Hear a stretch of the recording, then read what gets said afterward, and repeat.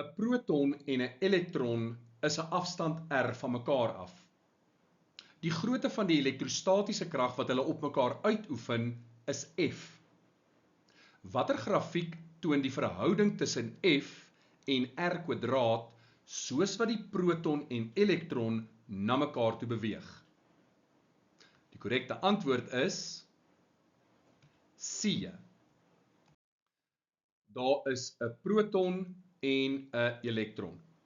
Nou die lading op 'n proton is positief 1,6 maal 10 tot die mag minus 19 coulomb.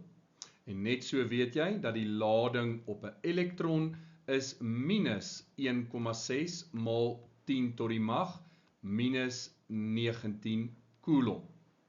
Nou kom ons kyk gou na ons vergelyking en ons sien dat die elektrostatiese krag is gelyk aan 'n konstante K, daai bly konstant, dan die lading van die elektron en die lading van die proton, dit gaan konstant bly, maar wat verander in hierdie geval? Die afstand tussen die proton en die elektron. So met ander woorde, die elektrostatiese krag is omgekeerd eweredig aan die afstand tussen die proton en die elektron. Hoe groter daardie afstand, hoe kleiner die krag. En hoe kleiner die afstand, hoe groter die krag.